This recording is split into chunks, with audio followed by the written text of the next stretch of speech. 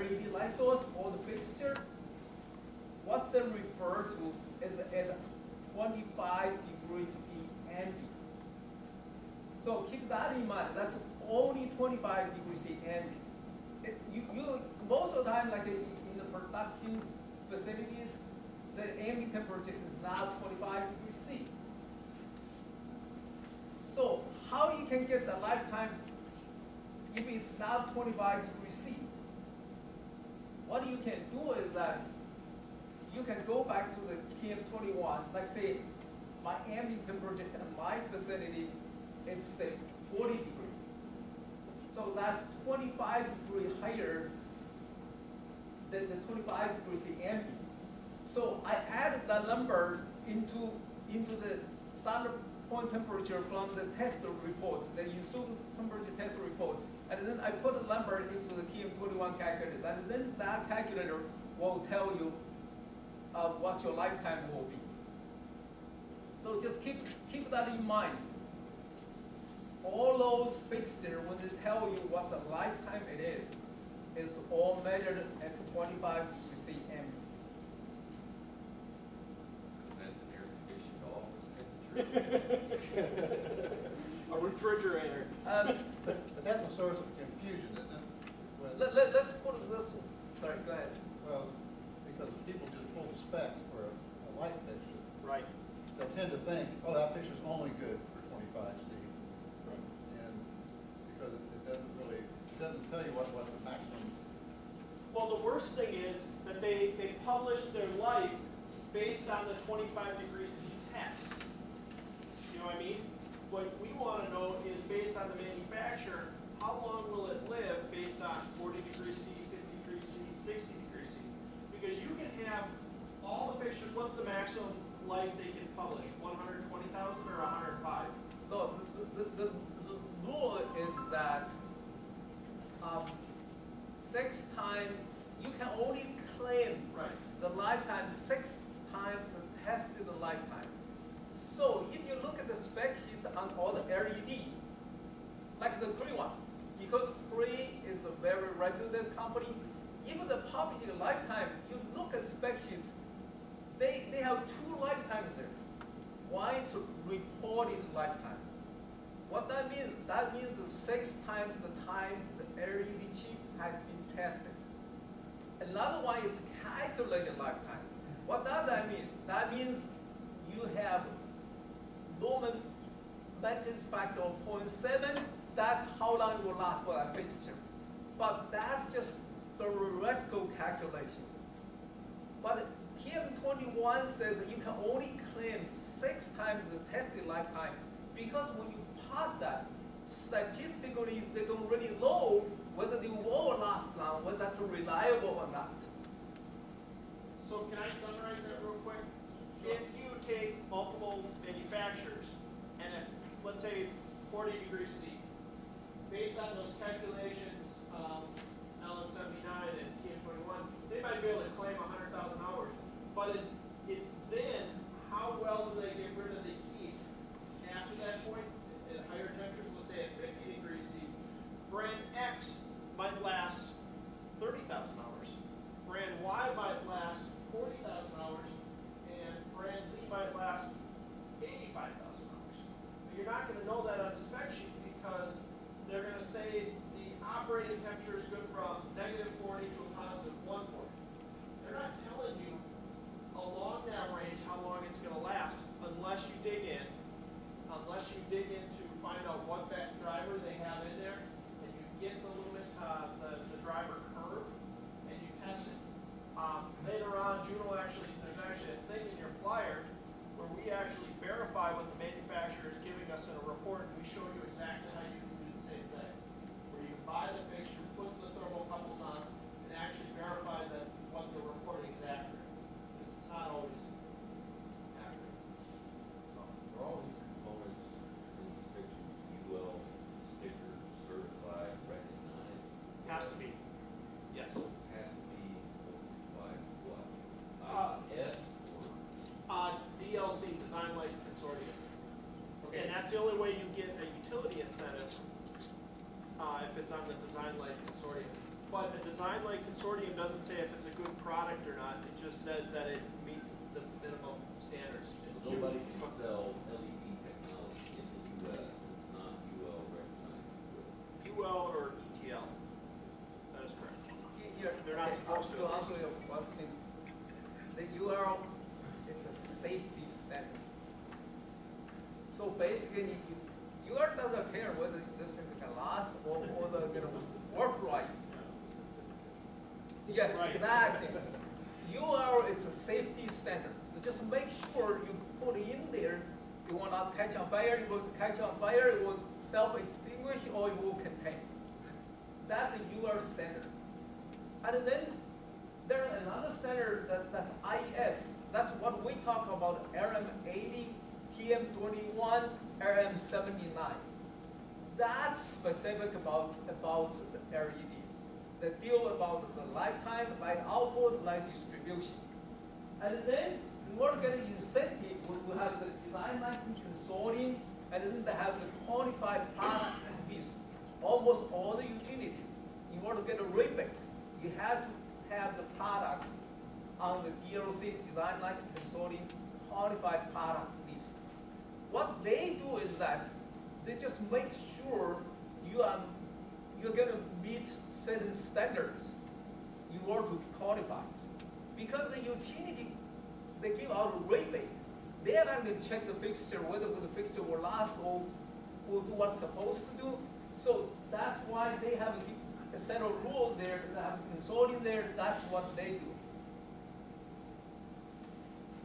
Can I ask you a question? Sure, go ahead. Is there particular ratings on your controller, your packet? Is there a 70% efficiency, 80, 90? Or Yes. that there's different classifications? On the efficiency, there's no different classifications there, but on the LED driver, on every one of them, if you look at spec sheets, they have efficiency on it. Like typically, like the good ones, it goes from 90% to 93%. Yes, it's on here. And also, it will. Is there any standards for what's gotta go in that? Because God help us, we won't be able to look at it. I mean, is there lighting industry standards that has to meet certain requirements? Not just the light, but that driver. Yes, there are UR standards there you have to meet in order to become UR recognized, yes. And also, it depends on your application. There are two things, like I said. The safety standard just has to meet, and then there's another standard, it's efficiency. How efficient this works, this is where the design license consortium comes in. If you have to be qualified on the design license consortium qualified product list, there are certain criteria you have to meet. The first one is efficiency. How many lumens per watt? You have to meet that. Lifetime. What's the minimum lifetime you have to meet in order to put on that? And also, light distribution. Like different kind of applications, like so for the highway, you have to have at least like say 10,000 lumen output, and then from different angles, how much light you have in this zone and a different zone there. Yes, that's what this one does. Can I add to that real quick? Anybody buy a pair of shoes or boots that said they were waterproof versus water resistant versus, this and that, and you got good quality and bad quality? Everything with that is obviously the bare minimum, right? The carpet's gonna last for or tires, right? It's gonna last 40,000 miles, 50,000 miles. There's a lot of variables, things like that.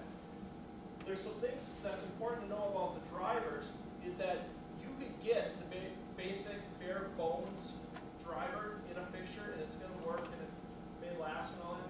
But if you pull out your phone and you're gonna take a picture, it's called a flicker test. There's actual hardware that you can pull out and you'll see how much flicker is in the driver because it's ultra high frequency.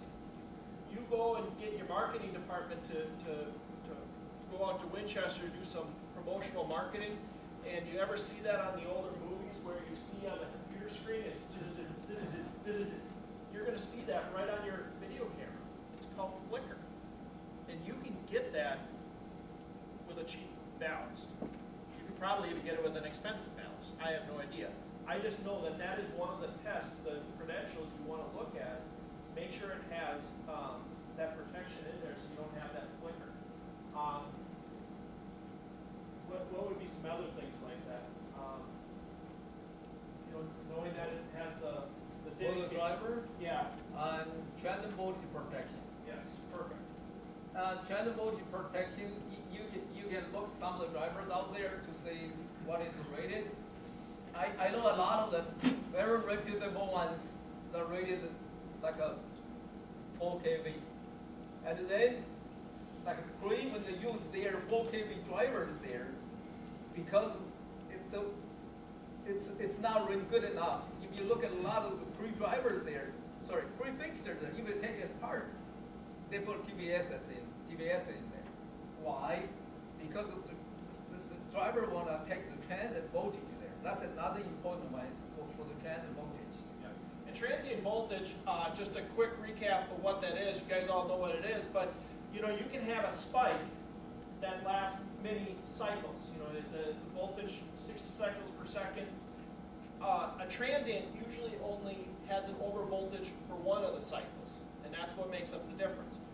Lightning can cause that, motors can cause that, generators turning on can cause that, all that stuff.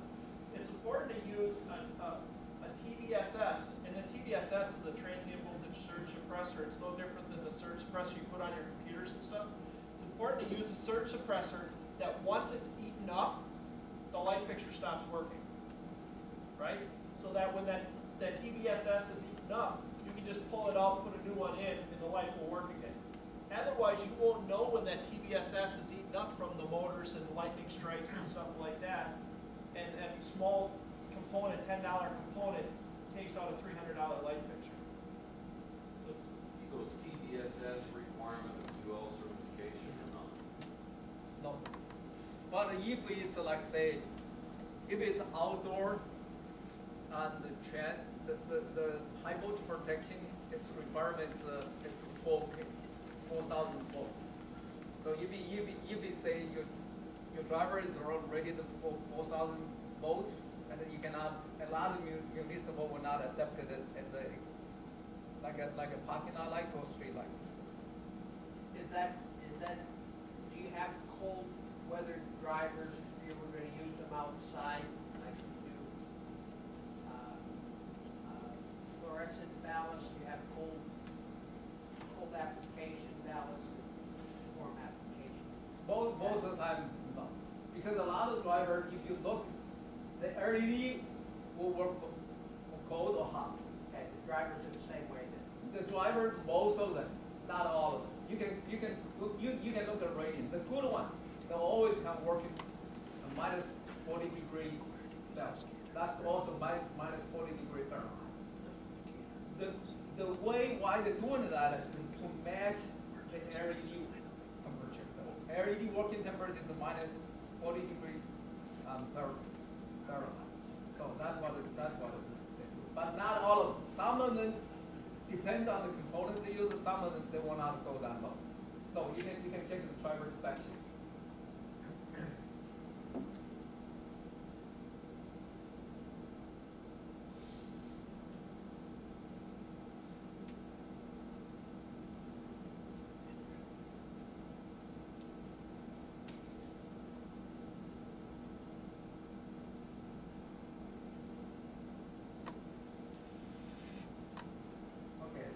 Now we talk about the LED lifetime.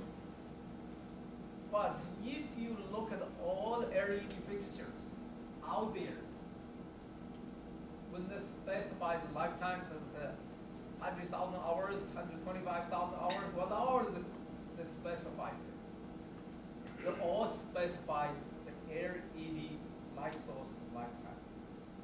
They never tell you what's the lifetime of the LED driver. If you're asking, a lot of people, they don't even know what's a driver lifetime. But as we talk about, you have a driver here, you have the LED here. It doesn't matter how long your LED will last. With this driver, it's gone. Basically, your fixture is gone. So,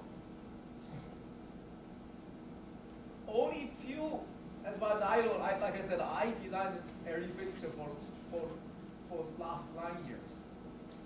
Only few LED driver manufacturers, they will publish their driver lifetime versus what they call driver test conversion. You can put a thermal couples on there, and then like at UL, they have standard how you can put it on there. You can measure the test conversion on the driver, and then you can go back to the driver manufacturer spec sheets, and then you know what's a lifetime will be.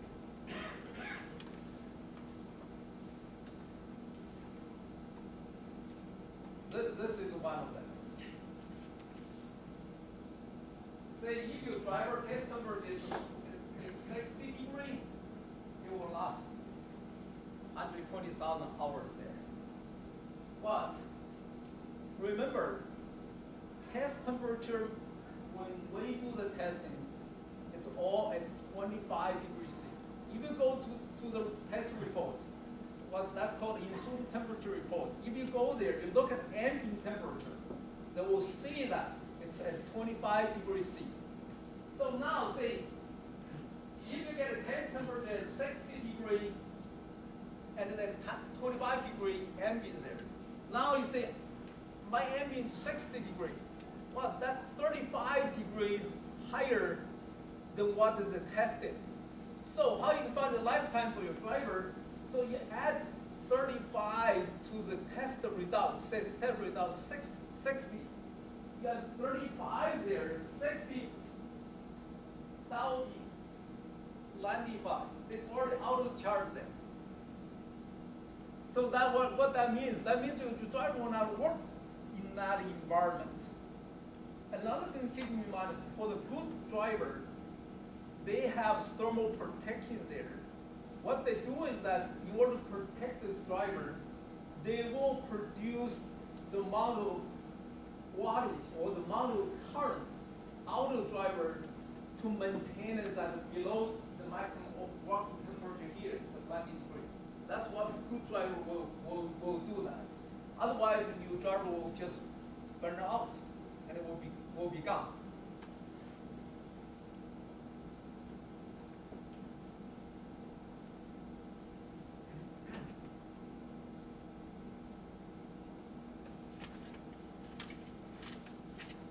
Most of the driver nowadays is 5 years warranty. I barely, or at least at this time, I did not find anyone which will warranty the driver for 10 years. And there is one new part comes out now, they will warranty the driver for 10 years. Even though they might give you the warranty on fixtures for 10 years, but a lot of driver manufacturers will not warranty their drivers for 10 years.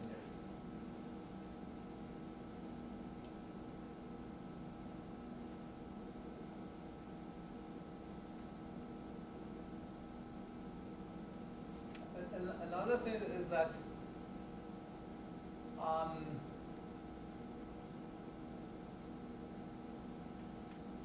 warranty, sometimes people, I think, misunderstood the warranty and the lifetime. Warranty, it's more like a financial issue instead of a lifetime. Basically, what warranty means that if this thing's not working, I'll give you a new one, or I'll replace or repair the one you have. Which doesn't mean this thing will last for a long time. It's more of financial issue.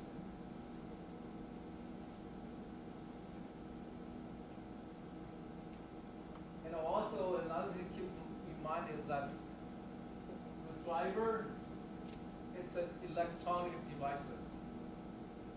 They do not fail like all at the same time. They fail gradually. Only when it's reached certain time, and then the failure rate started to accelerate.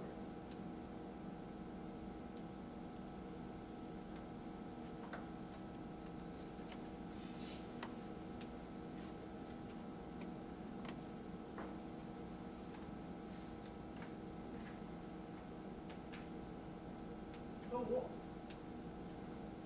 from all those the fixture out there, from my experience, basically with advance of technology and also with people can manufacture more and more understanding of the LED behaviors, and also the build better and better heat sink for the LED chips and LED board. Nowadays, the fixture lifetime is not really the LED chip lifetime anymore. The fixture lifetime is controlled by the LED driver lifetime. So, that's it. Thank you, guys. Very quick, a couple questions. Sure. What voltages do these ballasts operate? If you get 277, 480, 120, what's the normal installation?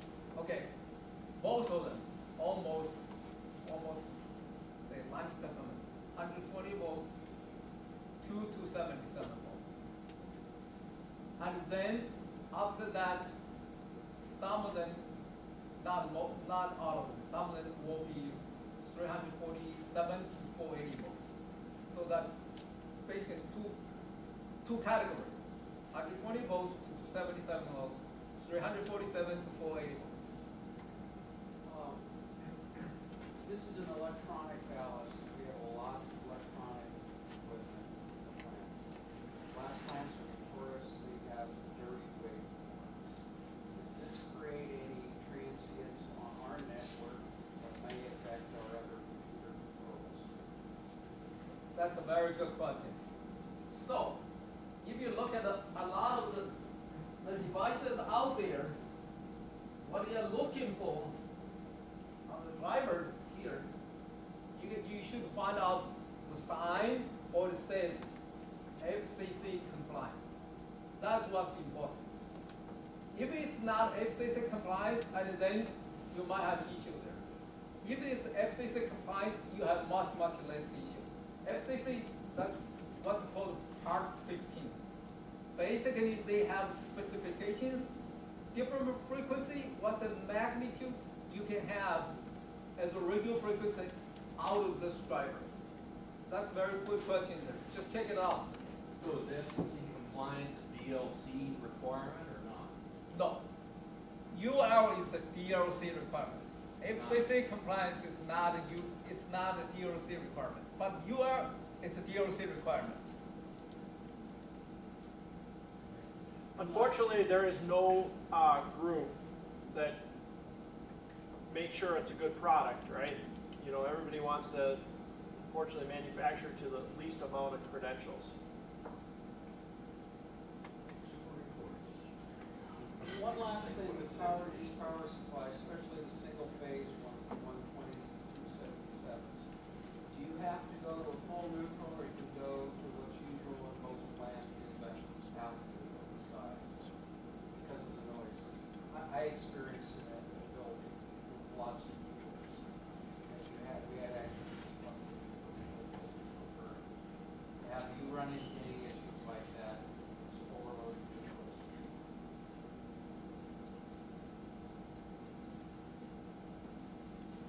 What?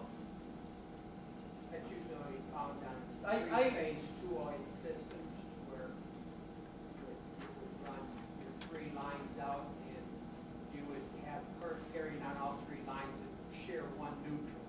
Okay. That's where you get into that. Okay, I get you. Is that not, I know at a Y connection, right? You know, a 208, 120 volt, you got three hots, one neutral.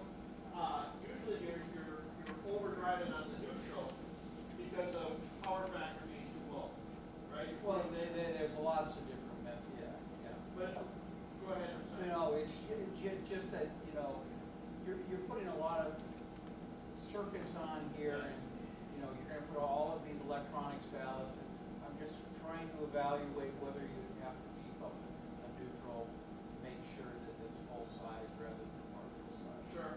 Some people, if we strictly talk about lighting, for an example, but we can talk about any piece of equipment like motors and stuff like that. You know, they'll have a power factor on there, right? You know,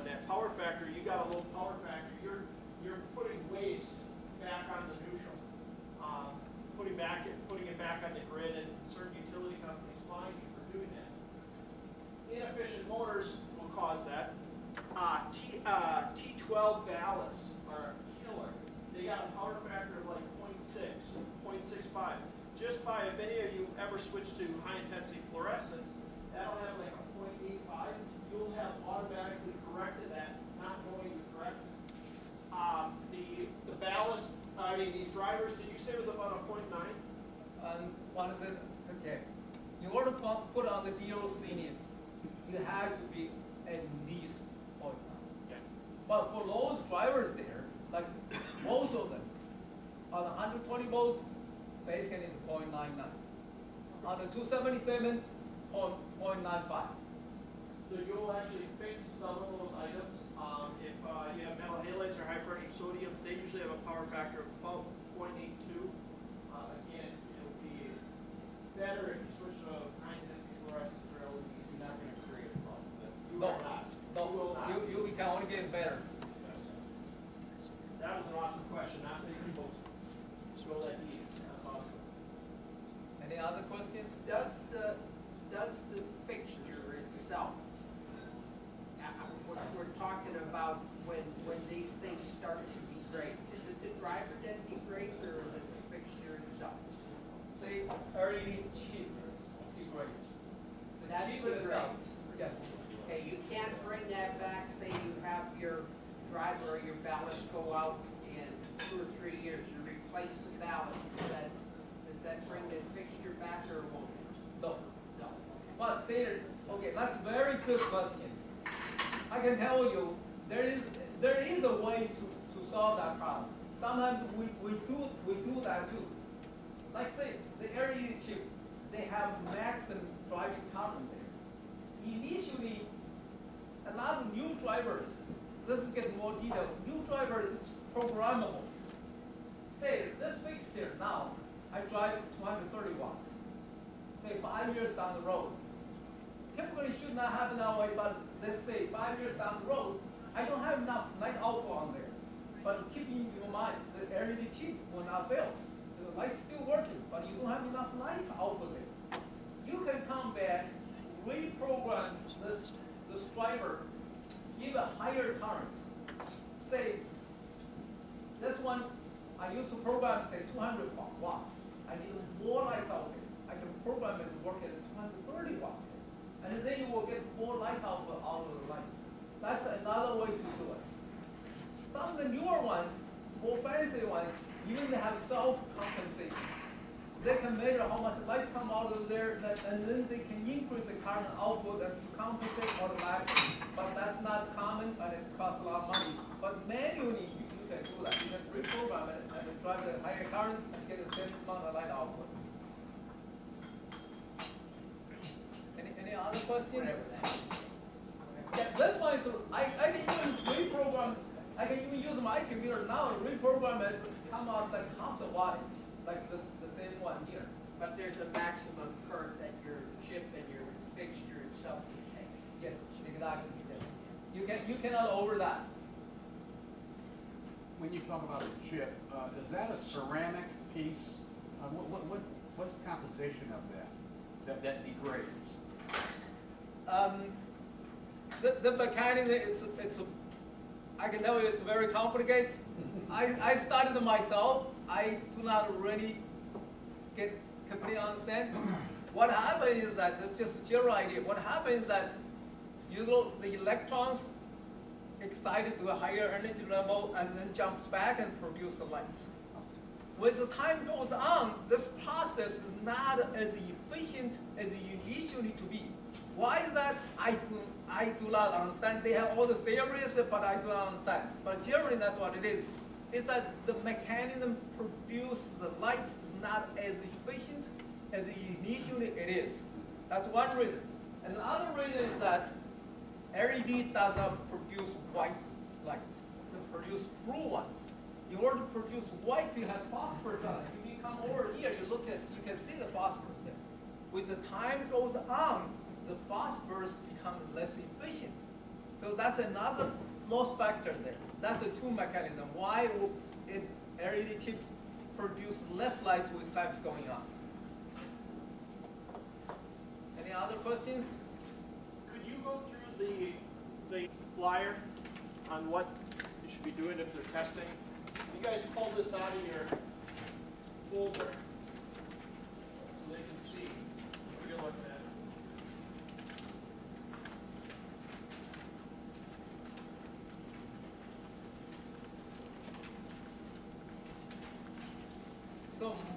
most of the time,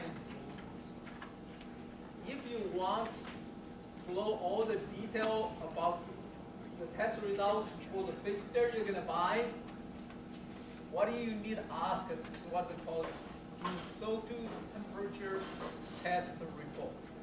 That's what they call it. In the SO2 test temperature reports, you have two major things. One is the LED chip solder point temperature. Another one is the LED driver temperature. So if you look at this chart here, this is how you measure the LED solder point temperature. This is the same way they measure the temperature, the measured temperature at the RM80 report. That's where they put the thermocouple there, and they measure like a 65, 85, 105, and then they measure the light output. So this is one of the you can see that from this temperature report, you can ask the fixture manufacturer give you a what they call the TM21 calculator. You can calculate its lifetime by yourself.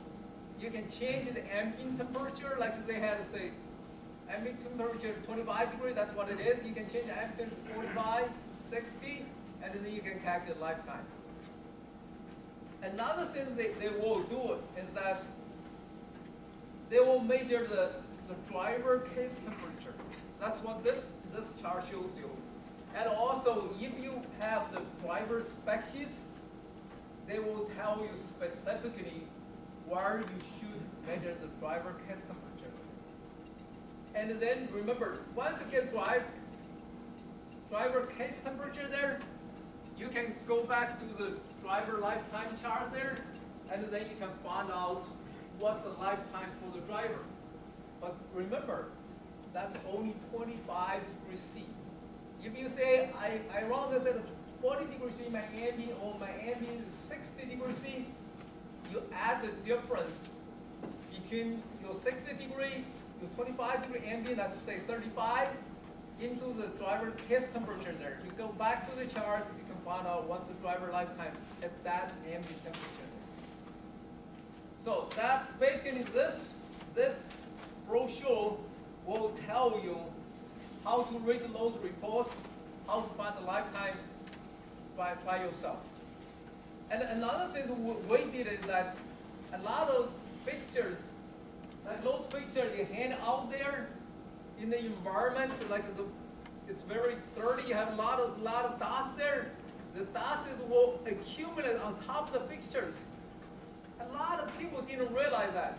If you go, say, if you take one of the fixture down, you look how much dirt is accumulated on the fixtures.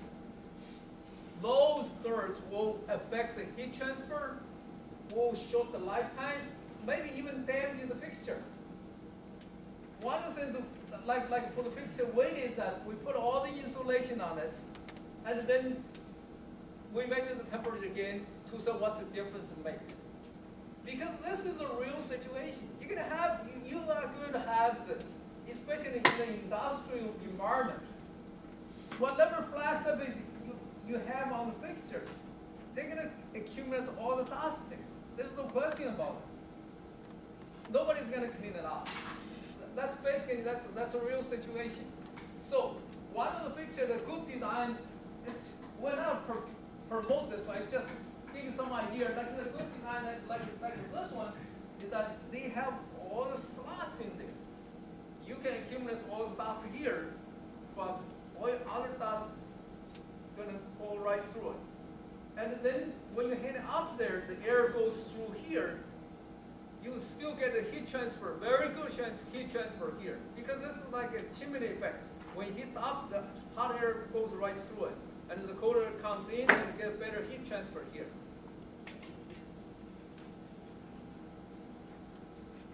So basically, this brochure just tell you what kind of test needs to be done, and what conclusion you can draw from those testing results. Would the manufacturer be surprised if we told them that we're going to be testing their figure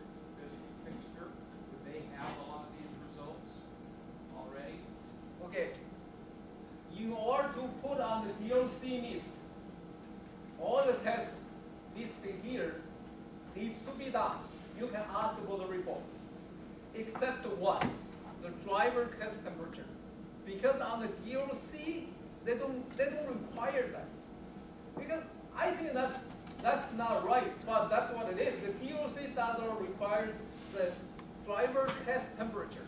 So a lot of test reports you get from the fixture manufacturer, they don't have the driver test temperature there. But if the ensued temperature, that's what it's called, from UL mandate, you got to test the driver test temperature. So that's the difference there. If you get a test report from UL, like for the ensued temperature, they will have a driver test temperature. If the test report is from some other companies out there, they might not have a driver test temperature there. But the LED chip solder point temperature, it's required. It has to be there. Any other questions?